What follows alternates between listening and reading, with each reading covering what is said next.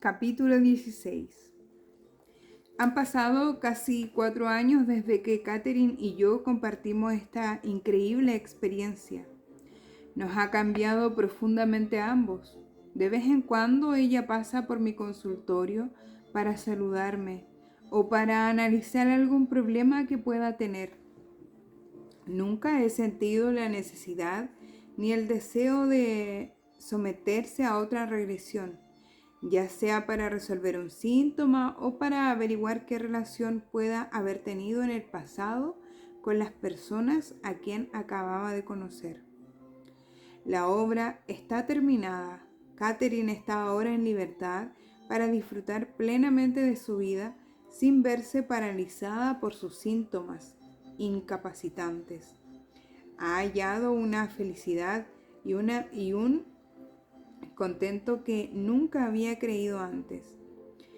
Ya no teme a la enfermedad ni a la muerte.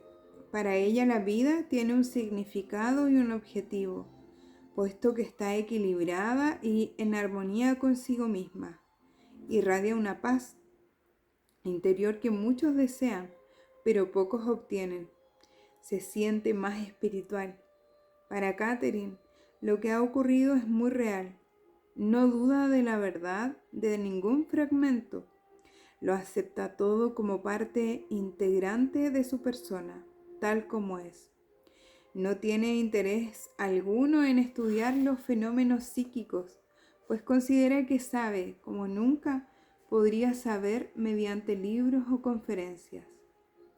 Muchas veces la buscan personas que van a morir o que van a perder a un miembro de su familia.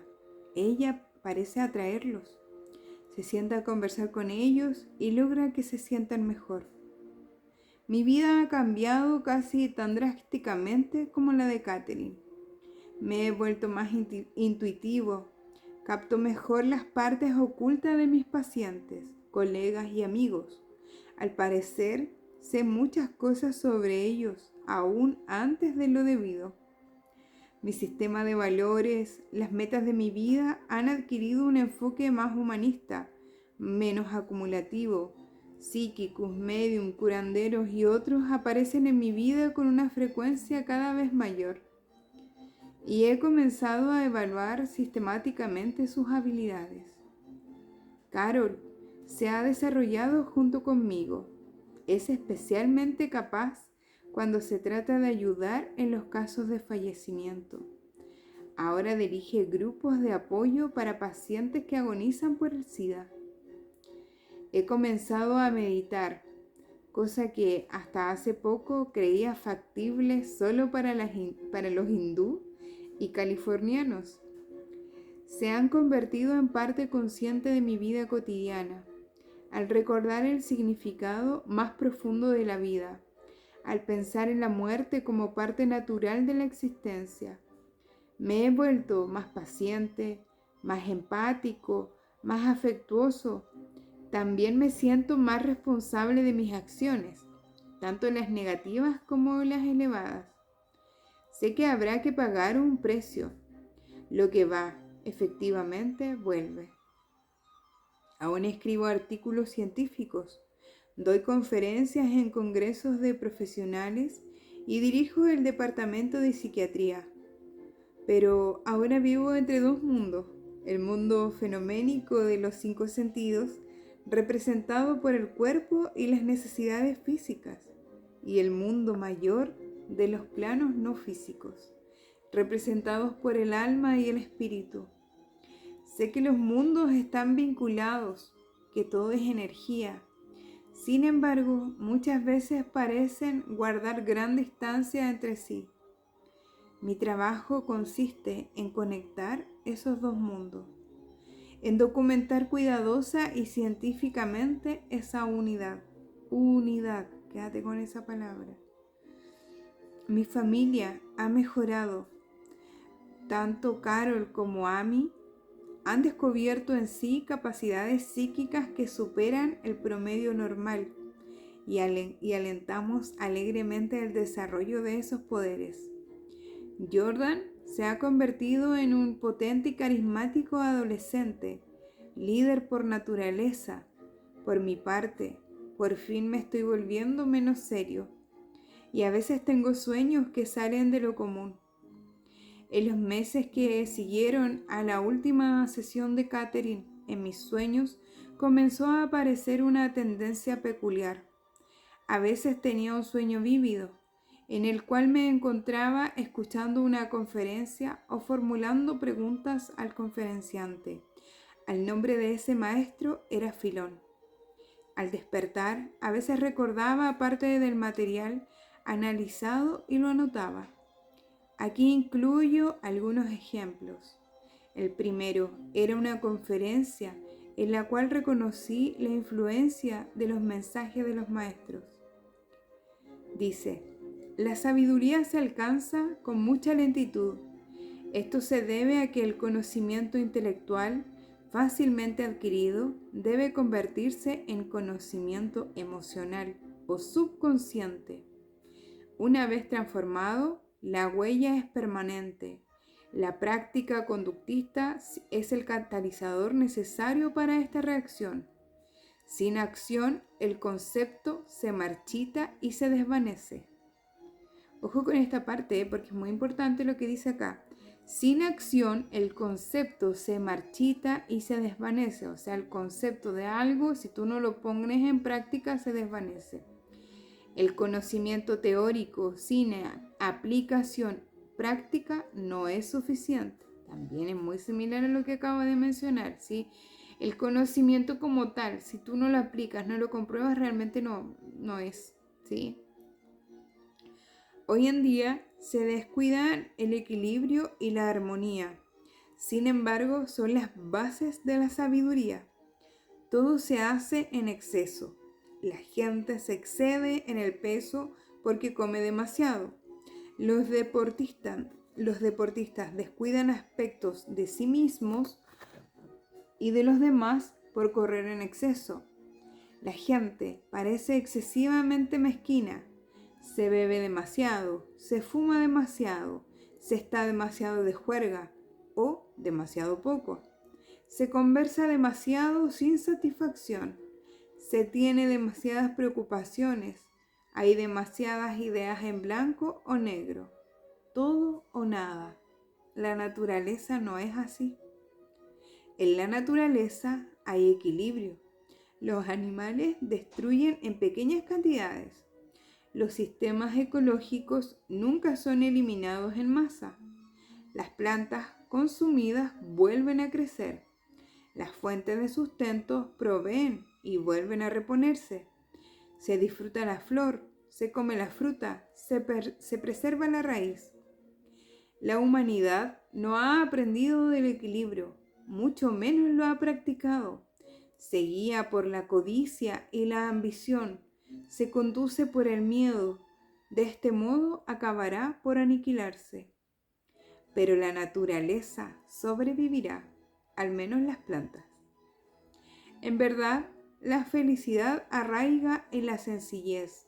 La tendencia al exceso en el pensamiento y en la acción disminuye la felicidad. El exceso nubla los valores básicos. Los religiosos nos dicen que la felicidad se logra llenando el corazón de amor, fe y esperanza, practicando la caridad y brindando bondad. En verdad tienen razón.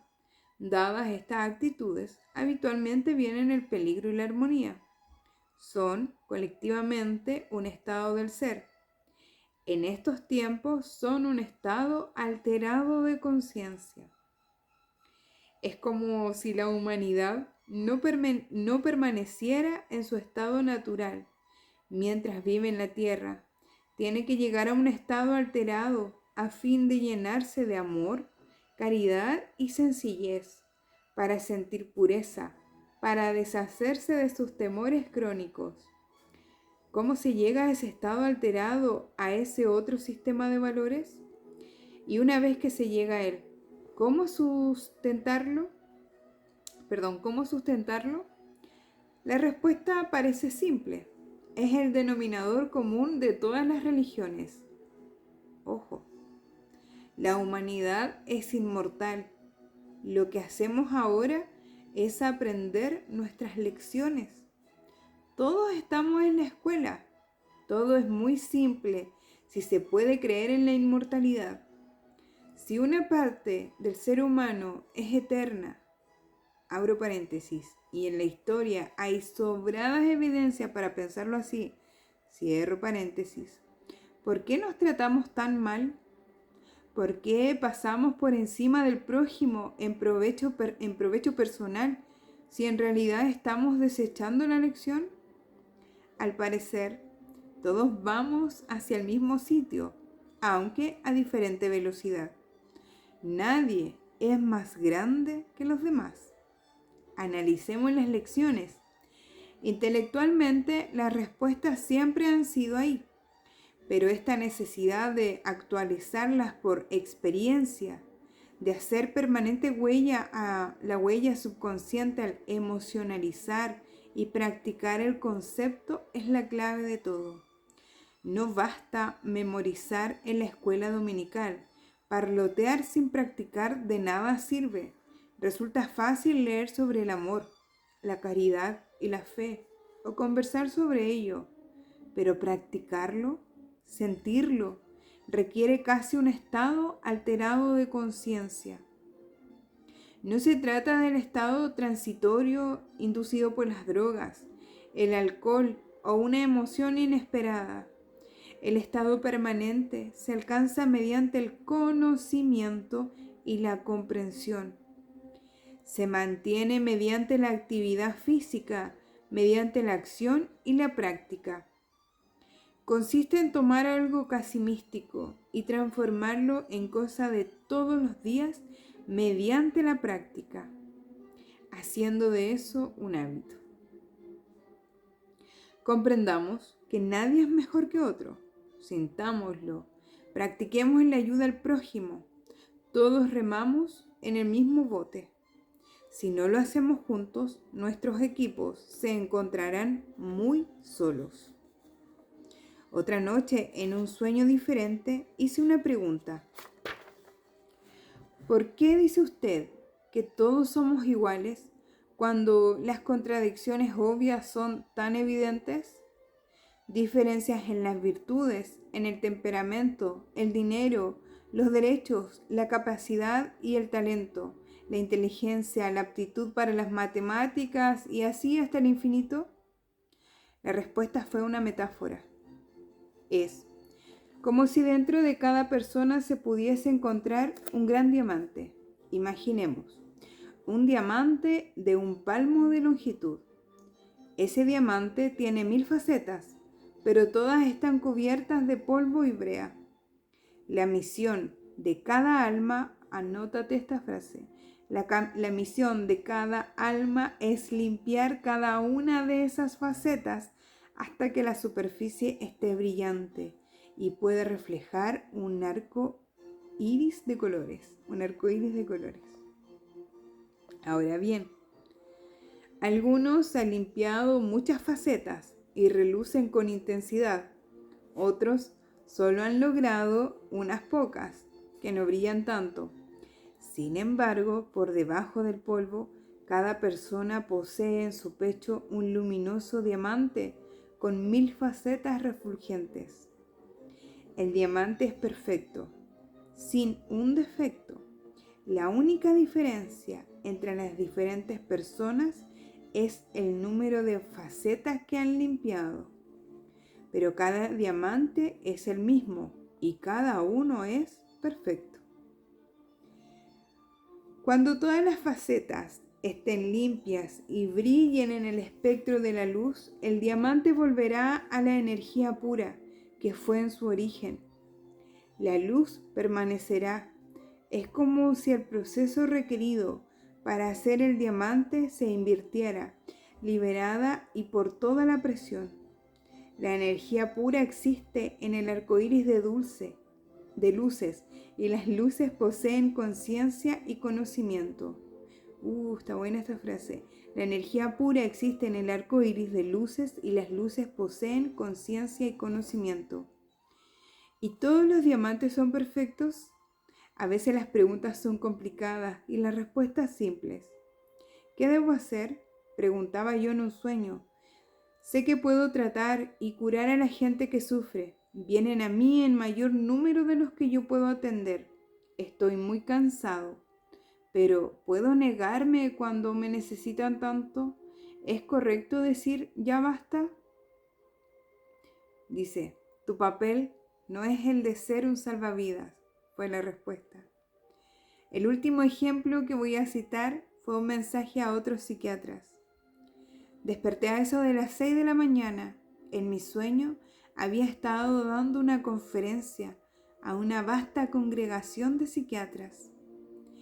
En la carrera hacia la cada vez mayor incorporación de la medicación psiquiátrica, es importante que no abandonemos las enseñanzas tradicionales de nuestra profesión, aunque a veces parezcan vagas. Somos nosotros quienes aún conversamos con nuestros pacientes con paciencia y compasión. ¿Aún nos tomamos el tiempo para hacerlo? ¿Facilitamos el entendimiento conceptual de la enfermedad, curando con comprensión y mediante el descubrimiento inducido del conocimiento de sí mismo, no solo con rayos láser? ¿Aún utilizamos la esperanza para curar? En esta época actual, otras ramas de la medicina consideran que estos enfoques tradicionales de la curación son demasiado ineficaces, que consumen tiempo y no tienen base. Prefieren la tecnología, el diálogo, la química de sangre analizada por computadora a la química personal entre el paciente y el médico, que cura al paciente y proporciona satisfacción al médico. Los enfoques idealistas, éticos, personalmente gratificantes de la medicina pierden terreno ante los económicos. Eficientes, aislantes y destructores de la satisfacción. Perdón, me choca un poquito el tema. Dice, como resultado, nuestros colegas se sienten cada vez más aislados y deprimidos. Los pacientes masificados y vacíos, como si nadie se ocupara de ellos. Debemos evitar la seducción de la alta tecnología. Antes bien, deberíamos ser modelos para nuestros colegas. Deberíamos demostrar que la paciencia, la comprensión y la compasión ayudan tanto al paciente como al médico. Reservar más tiempo para dialogar, para enseñar, para despertar la esperanza y la expectativa de curación.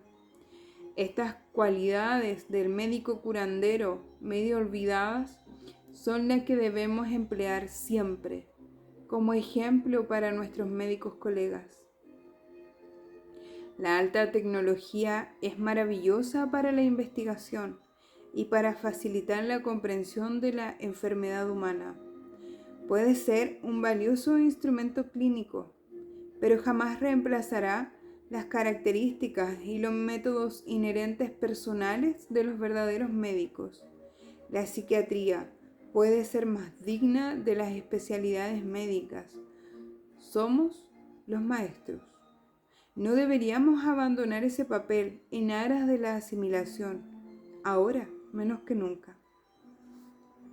Aún tengo ese tipo de sueños, aunque solo ocasionalmente, con frecuencia mientras medito, mientras conduzco por la autopista o incluso en las ensoñaciones, me surgen en la mente frases, ideas, visualizaciones.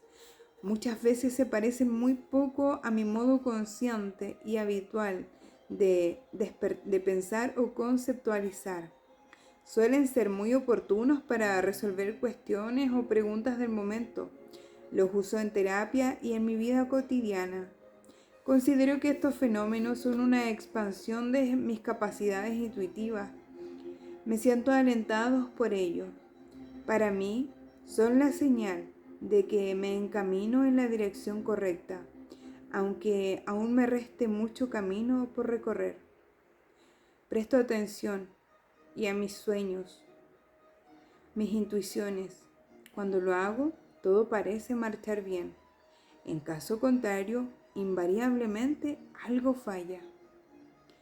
Aún siento a los maestros a mi alrededor. No estoy seguro de que ellos influyen en mis sueños y mis intuiciones, pero sospecho que sí. Este es el último capítulo del libro. Luego ya viene el epílogo que lo vamos a leer en otro video. Bien interesante el sueño que tenía este médico, ¿cierto? Que él le hacía ver a los otros médicos desde dónde o cómo podían mejorar esta relación paciente-médico, y que es muy importante lo que menciona acá. Más allá de que esto es una historia, en realidad esto es algo que en la vida real sí ocurre, que cuando, lo digo por la experiencia de haber trabajado en el área de salud, de que cuando tú eres profesional de salud y atiendes al paciente desde el entendimiento, desde la educación, desde enseñarle al paciente cuáles son las preventivas o cuáles ya son las cosas que tiene que guiarse, realmente la atención se transforma. El paciente se va mucho más aliviado que solamente verlo y decirle ya, tómate este medicamento y lárgate. O sea, hay un tema muy importante que menciona este médico acá, y es el amaos los unos a los otros, como decía el Maestro Jesús, ¿no?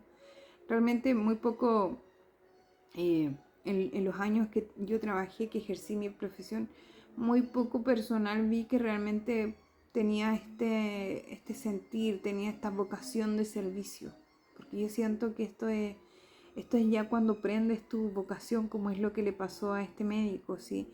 Recordemos que al inicio del libro era un hombre sumamente científico, sumamente conectado a la parte de ciencia, o sea, nada que ver con el tema espiritual, nada que ver con vidas pasadas, o sea, todo lo que él vivió literalmente fue para esto, fue para despertarle esa parte a él, ¿sí?